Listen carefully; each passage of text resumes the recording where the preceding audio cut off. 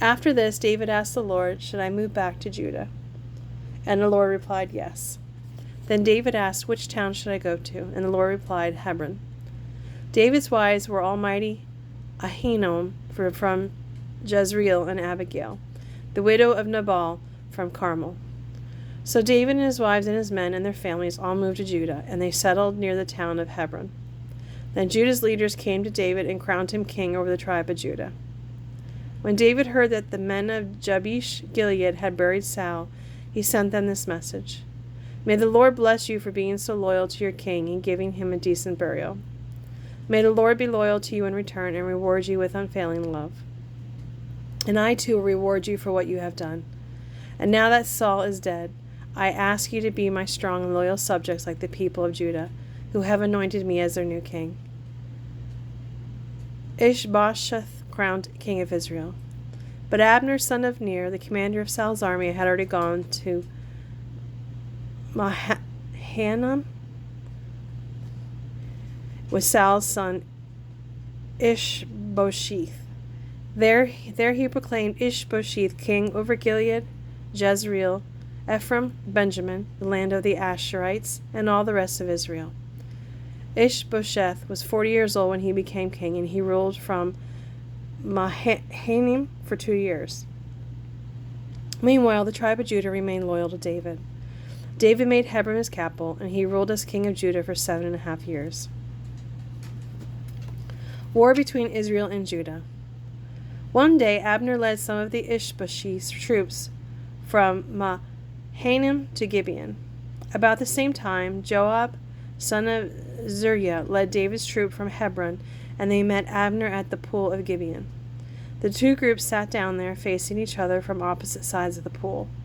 Then Abner suggested to Joab, "Let's have a few of our warriors put in an exhibition of hand-to-hand combat." "All right," Joab agreed. So 12 men were chosen from each side to fight against each other. Each one grabbed his opponent by the hair and thrust his sword into the other side so that all of them died. The place has been known ever since as the Field of Swords. The two armies then began to fight each other, and by the end of the day, Abner and the men of Israel had been defeated by the forces of David. The death of Asahel. Joab, Abishai, Asahel, the three sons of Zeruiah, were among David's forces that day. Asahel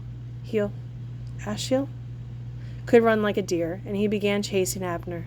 He was relentless and single-minded in his pursuit. When Abner looked back and saw him coming, he called out, "Is that you, Asahel?"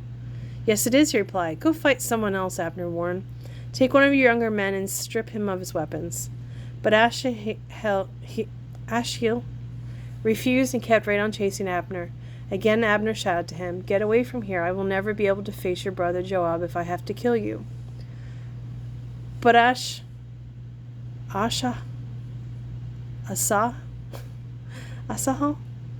would not give up.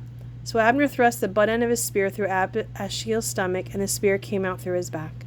He stumbled to the ground and died there, and everyone who came by that spot stopped and stood still when they saw Asahel lying there.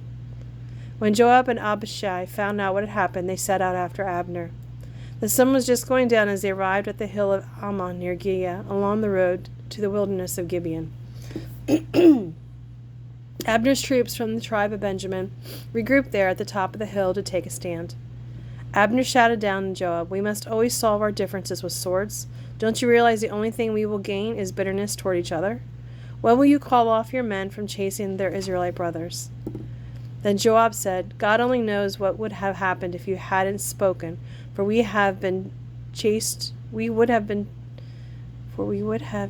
you all night if necessary." So Joab blew his trumpet, and his men stopped chasing the troops of Israel.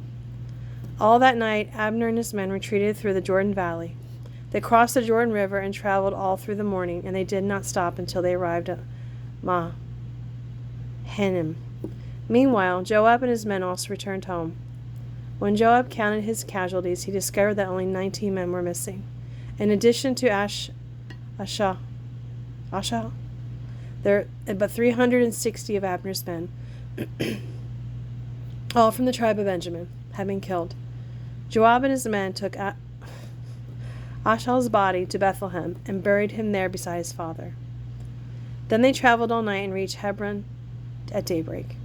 Well, thank you for joining me today. We're starting, as I said, 2 Samuel, and we'll continue tomorrow. I hope you have a blessed day. Thank you.